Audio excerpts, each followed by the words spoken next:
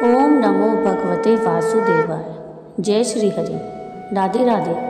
Wisdom channel में आप सबका स्वागत है।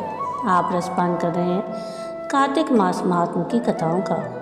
अब तक आप कार्तिक महात्म की 32वें अध्याय तक की कथा का रसपान कर चुके हैं। आज के इस वीडियो में हम कार्तिक पूर्णिमा के पावन दिन पर कार्तिक मास महात्म की अंतिम कथाएं, कार्तिक महात्म के अध्याय 33, अध्याय 34 और अंतिम अध्याय 35 की कथा का रसपान करेंगे। आइए शुरू करते हैं कार्तिक मास महात्म के 33वें अध्याय की कथा। जय श्री हरि। सूत जी ने कहा, इस प्रकार अपनी अत्यंत प्रिय सत्यभामा को यह कथा सुनाकर भगवान श्री कृष्ण संध्या उपासना करने के लिए माता के घर में गए। यह कार्तिक मास का व्रत भगवान विष्णु को अति प्रिय है और भक्ति प्रदान करने वाला है। रात्रि जागरण, प्रातःकाल का स्नान, तुलसी वट सिंचन, उद्यापन, दीपदान, ये 5 कर्म भगवान विष्णु को प्रसन्न करने वाले हैं, इसलिए इनका पालन अवश्य करना चाहिए। ऋषि बोले, भगवान विष्णु को प्रिय, अधिक फल की प्राप्ति कराने वाले, शरीर के प्रत्येक अंग को प्रसन्न करने वाले कार्तिक मास आपने हमें बताया।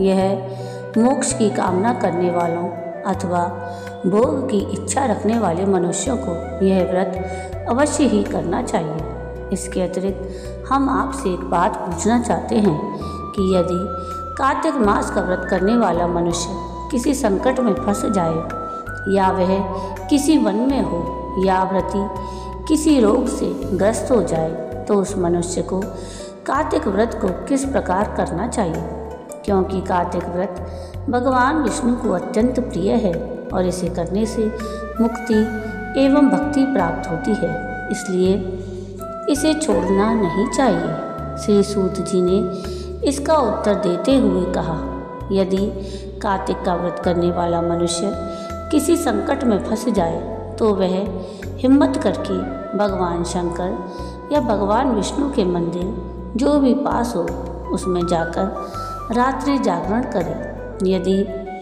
व्रती घने वन में फंस जाए तो फिर पीपल के वृक्ष के नीचे या तुलसी के वन में जाकर जागरण करे। भगवान विष्णु की प्रतिमा के सामने बैठकर विष्णु जी का कीर्तन करे। ऐसा करने से सहस्रों गायों के दान के समान फल की प्राप्ति होती है। जो मनुष्य विष्णु जी के कीर्तन में बाजा बजाता है उसे वाजपेय यज्ञ के समान फल की प्राप्ति होती है। और हरि कीर्तन में नृत्य करने वाले मनुष्यों को सभी तीर्थों में स्नान करने का फल प्राप्त होता है।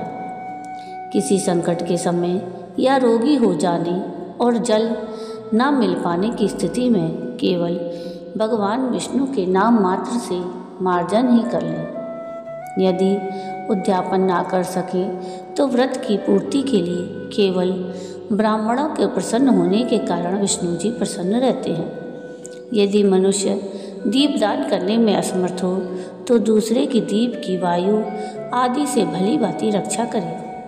यदि तुलसी का पौधा समीप ना हो तो वैष्णव ब्राह्मण की ही पूजा कर ले, क्योंकि भगवान विष्णु सदैव अपने भक्तों के समीप रहते हैं। इन सब के ना होने पर कार्तिक का व्रत करने वाला मनुष्य ब्राह्मण, गौ, पीपल और वट वृक्ष आदि की श्रद्धापूर्वक सेवा करे। शौनक आदि ऋषि बोले, आपने गौ और ब्राह्मणों के समान पीपल और वट वृक्षों को बताया है और सभी वृक्षों में पीपल तथा वट वृक्ष को ही श्रेष्ठ कहा है, इसका कारण बताइए। सूत जी बोले, पीपल भगवान विष्णु का और वट भगवान शंकर का स्वरूप है।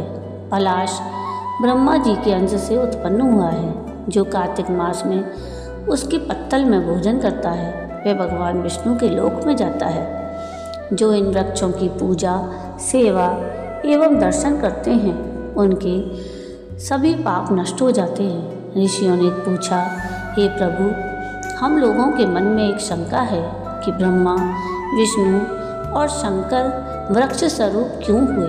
कृपया आप हमारी शंका का निवारण कीजिए। सूत जी बोले, प्राचीन काल में भगवान शिव और माता पार्वती विहार कर रहे थे। उस समय उनके विहार में विघ्न उपस्थित करने के उद्देश्य से अग्निदेव ब्राह्मण का रूप धारण करके वहां पहुंचे। विहार के आनंद के वशीभूत हो जाने के कारण कुपित होकर माता पार्वती ने सभी देवताओं को श्राप दे दिया।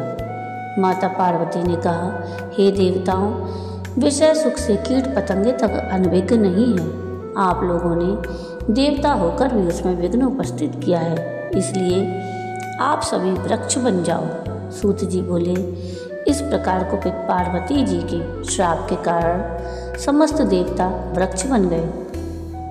यही कारण है कि भगवान विष्णु पीपल और शिवजी वट वृक्ष हो गए। इसलिए भगवान विष्णु का शनि देव के साथ योग होने के कारण केवल शनिवार को ही पीपल को छूना चाहिए, अन्य किसी भी दिन नहीं छूना चाहिए। जय श्री हरि। तो ये थी कथा कार्तिक मास महात्म के 33वें अध्याय की। अब सुनिए कार्तिक महात्म के 34वें अध्याय की कथा। ऋषियों ने पूछा, हे सूत जी, पीपल के वृक्ष की शनिवार के अलावा सप्ताह के शेष दिनों में पूजा क्यों नहीं की जाती? सूत जी बोले, हे ऋषियों, समुद्र मंथन करने से देवताओं को जो रत्न प्राप्त हुए, उनमें से देवताओं ने लक्ष्मी और कौस्तुभ मणि भगवान विष्णु को समर्पित कर दी थी। जब भगवान विष्णु लक्ष्मी जी से विवाह करने के लिए तैयार हुए तो लक्ष्मी जी बोली, हे प्रभु, जब तक मेरी बड़ी बहन का विवाह नहीं हो जाता तब तक मैं छोटी बहन आपसे किस प्रकार विवाह कर सकती हूँ। इसलिए आप पहले मेरी बड़ी बहन का विवाह करा दें, उसके बाद आप मुझसे विवाह कीजिए। यही नियम है जो प्राचीन काल से चला आ रहा है। सूत जी ने कहा, लक्ष्मी जी के मुख से ऐसे वचन सुनकर भगवान विष्णु ने लक्ष्मी जी की बड़ी बहन का विवाह उद्दालक ऋषि के साथ संपन्न करा दिया। लक्ष्मी जी की बड़ी बहन अलक्ष्मी जी बड़ी कुरूप थी। उसका मुख बड़ा, दांत चमकते हुए, उसके देह वृद्धा की भांति, नेत्र बड़े बड़े और बाल रूखे थे। भगवान विष्णु द्वारा आग्रह किए जाने पर ऋषि उद्दालक उनसे विवाह करके उसे वेद मंत्रों की ध्वनि से गुंजाते हुए अपने आश्रम ले आए। वेद ध्वनि से गुंजित हवन के पवित्र धुएं से सुगंधित उस ऋषि के सुंदर आश्रम को देखकर अलक्ष्मी को बड़ा दुख हुआ। वह महर्षि उद्दालक से बोली, चूंकि इस आश्रम में वेद ध्वनि गूंज रही है, इसलिए यह स्थान मेरे रहने योग्य नहीं है, इसलिए आप मुझे यहाँ से अन्यत्र ले चलिए।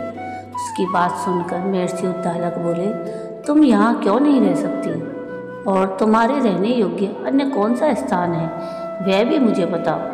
और लक्ष्मी बोली, जिस स्थान पर वेद की ध्वनि होती हो, अतिथियों का आदर सत्कार किया जाता हो, यज्ञ आदि होते हों, ऐसे स्थान पर मैं नहीं रह सकती। जिस स्थान पर पति पत्नी आपस में प्रेम से रहते हों, पितरों के निमित्त यज्ञ होते हों, देवताओं की पूजा होती हो, उस स्थान पर भी मैं नहीं रह सकती। जिस स्थान पर वेदों की ध्वनि ना हो, अतिथियों का आदर सत्कार ना होता हो, यज्ञ ना हो, पति पत्नी आपस में क्लेश करते हों, पूज्य वृद्धों, सत्पुरुषों और मित्रों का अनादर होता हो, जहाँ दुराचारी, चोर और स्त्रीगामी मनुष्य निवास करते हों, जिस स्थान पर गायों की हत्या की जाती हो, मद्यपान, ब्रह्महत्या आदि पाप होते हों, ऐसे स्थानों पर मैं प्रसन्नतापूर्वक निवास करती हूँ।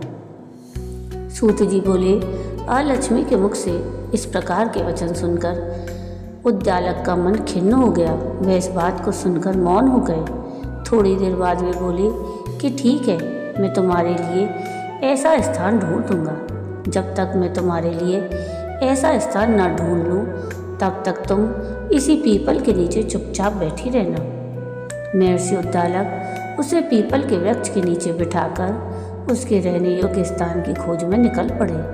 परंतु जब बहुत समय तक प्रतीक्षा करने पर भी वे वापस नहीं लौटे, तो अलक्ष्मी विलाप करने लगी। जब वैकुंठ में बैठी लक्ष्मी जी ने अपनी बहन अलक्ष्मी का विलाप सुना, तो वे व्याकुल हो गई। वे दुखी होकर भगवान विष्णु से बोली कि हे प्रभु, मेरी बड़ी बहन पति द्वारा त्यागे जाने पर अत्यंत दुखी है। यदि मैं आपकी प्रिय पत्नी हूँ तो आप उसे आश्वासन देने के लिए उसके पास चलिए। लक्ष्मी जी की प्रार्थना पर भगवान विष्णु लक्ष्मी जी सहित उस पीपल के वृक्ष के पास गए जहाँ अलक्ष्मी बैठकर विलाप कर रही थी।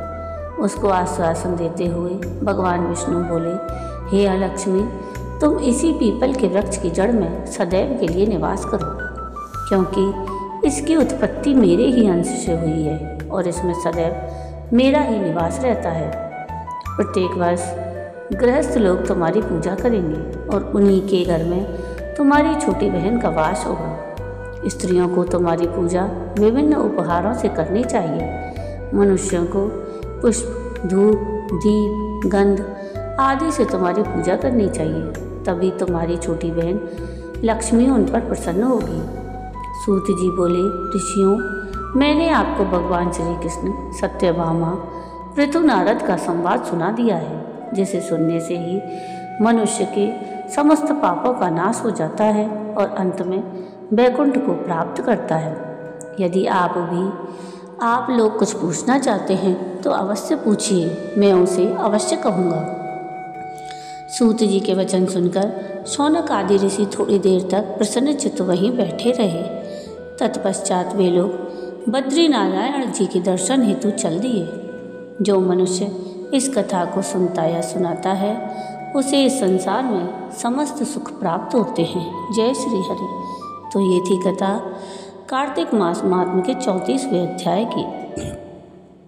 आइए अब हम सुनते हैं कार्तिक मास महात्म्य अध्याय 35 की कथा।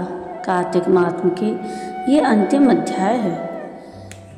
आइए शुरू करते हैं कार्तिक महात्म्य के 35वें अध्याय की कथा। जय श्री हरि। इतनी कथा सुनकर सभी ऋषि सूत जी से बोले, हे सूत जी, अब आप हमें तुलसी विवाह की विधि बताइए। सूत जी बोले, कार्तिक शुक्ला नवमी को द्वापर युग का आरंभ हुआ, अतः यह तिथि दान और उपवास में क्रमशः पूर्वाह व्यापिनी तथा पराहन व्यापिनी हो तो ग्राह्य है। इस तिथि को नवमी से एकादशी तक मनुष्य शास्त्रोक्त विधि से तुलसी जी के विवाह का उत्सव करे तो उसे कन्यादान का फल प्राप्त होता है।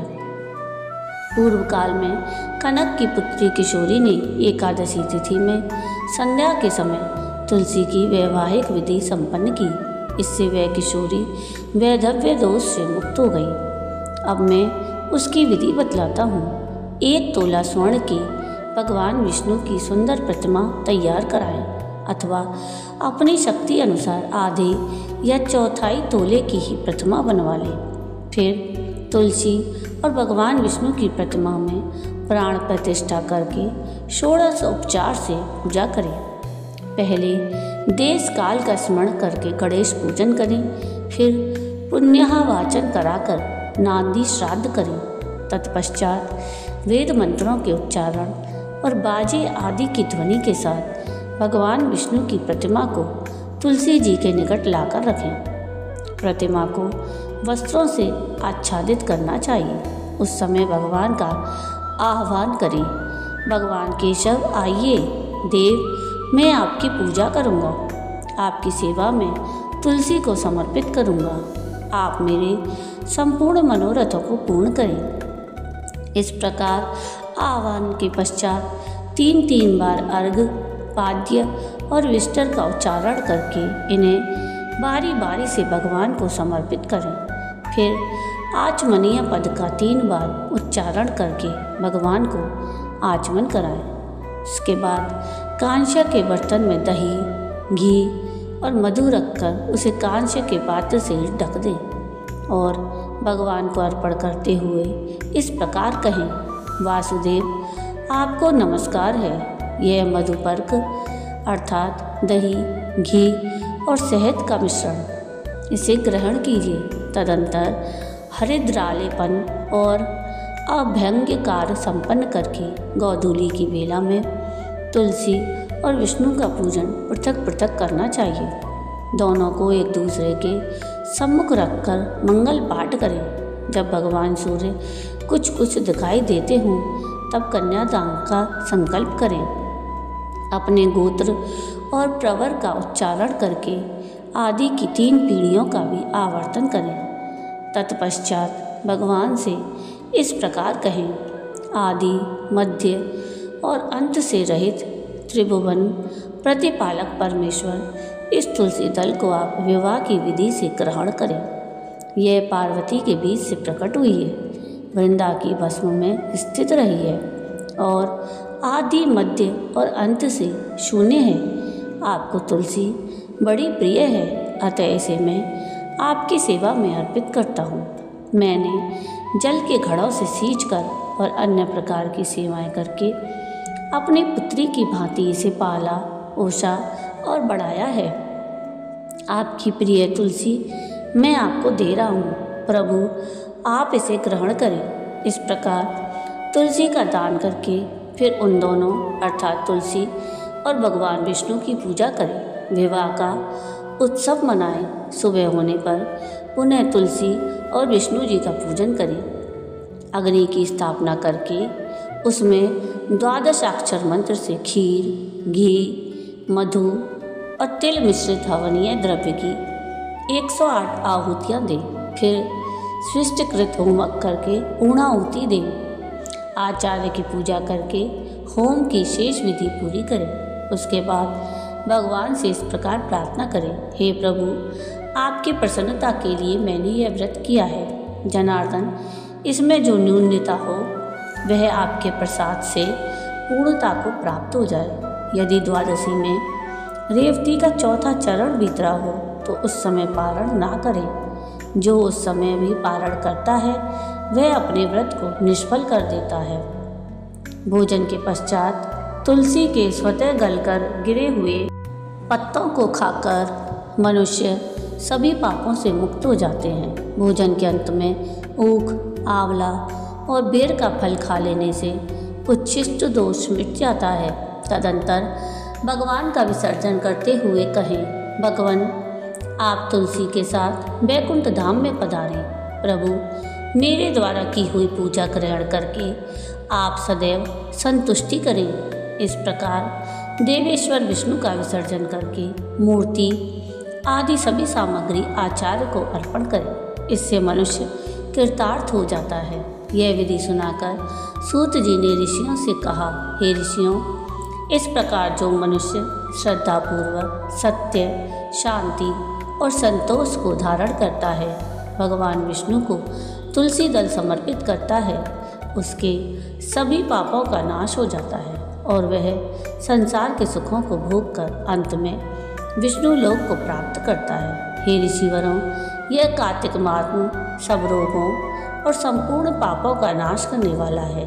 जो मनुष्य इस महात्म को भक्तिपूर्वक पढ़ता है और जो सुनकर धारण करता है, वह सभी पापों से मुक्त हो भगवान विष्णु के लोक में जाता है।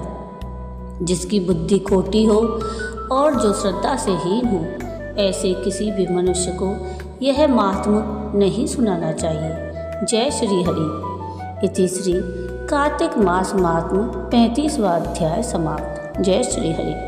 ओम नमो भगवते वासुदेवाय। तो ये थी कार्तिक मास महात्म के संपूर्ण अध्यायों की कथा।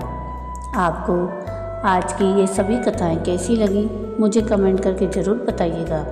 और आपने जिस श्रद्धा और प्रेम से ये सभी कार्तिक मास महात्म की कथाएं सुनी, उसके लिए आप सभी भक्तों का बहुत बहुत धन्यवाद। आगे भी इसी प्रकार आप सभी मेरे चैनल पर बने रहिएगा। अब से अगले दिन से हम मार्गशीर्ष मास की कथाओं का रसपान करेंगे। अब तक की कथाओं को सुनने के लिए आपका बहुत बहुत धन्यवाद। आपको ये कथाएं कैसी लगी मुझे कमेंट करके ज़रूर बताइएगा। और अगर आपको आज की ये कथा पसंद आई हो तो प्लीज़ इसको लाइक शेयर ज़रूर कीजिएगा और प्लीज़ मेरे चैनल को सब्सक्राइब कीजिएगा और कमेंट में राधे राधे ज़रूर लिखिएगा। वीडियो पूरा देखने के लिए थैंक यू। राधे राधे।